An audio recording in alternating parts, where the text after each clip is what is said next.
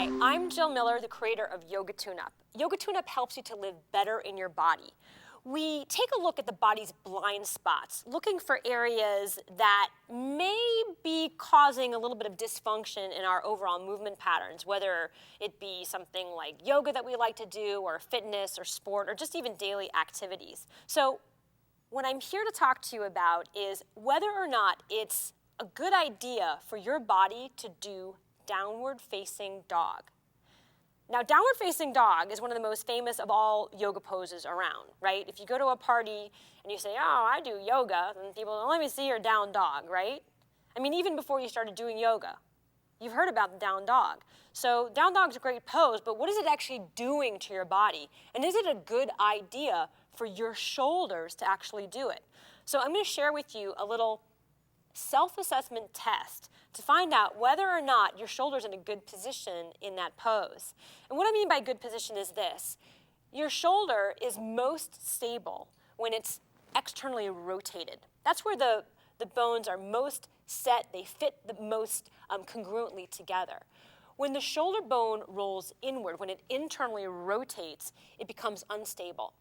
And so when downward dogs go wrong, or when push-ups go wrong, or when plank type poses go wrong, it's when we're loading our shoulders in that unstable, internally rotated position. So here's a really good way to test yourself to find out if it's legal for your body and healthy for your body to do it. So I want you to hold out your right arm and then take your left hand and I want you to hold on to the elbow joint.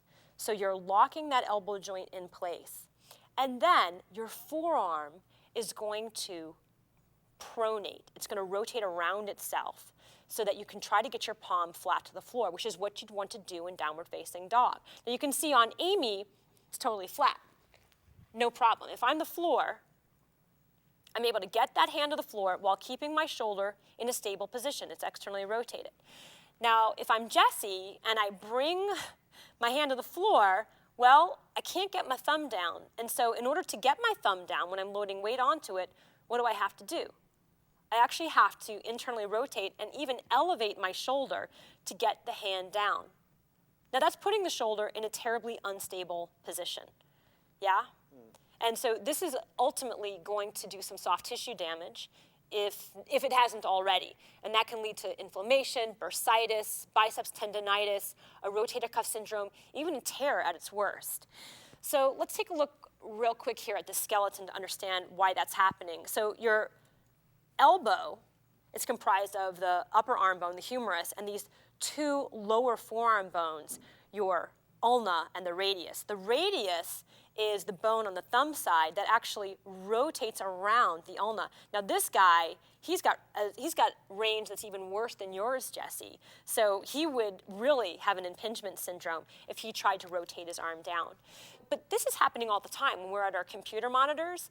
So if our forearm doesn't rotate well, then in order to get our hand to the type pad, we actually have to internally rotate the shoulders in order to get there. And these muscles are already short and tight from holding on to steering wheels and from using the mouse clicker all day anyway. And so this continues to put us in a bad position. So in Yoga Tuneup, I teach a pose called Dolphin Supinate as an alternative to downward facing dog for those of us who actually can't rotate the forearm all the way. And so what we do is you want to come on down to the ground and grab a hold of the brick. So we've got a brick here, and the brick is going to actually act as a spacer for us. And our forearms will be supinated. In other words, we're going to be having our palms facing the sky. Then you'll come down onto the floor and move your shoulders away from the neck. My upper arm bone is already in external rotation because the forearm is actually mechanically telling it to be in that location. Move the shoulders away from the neck, turn the toes under, and then hike the hips up. If you have tight hamstrings, you may need to keep your knees bent, but if you have the flexibility in the back of the legs, you can drop your heels to the floor. So the shoulder is already being placed in that externally rotated position because of the position of the supinated forearm. And you can stay here and breathe. Go ahead and stay in here, folks. And I'm actually going to show you on Amy how I can even exaggerate even more external rotation.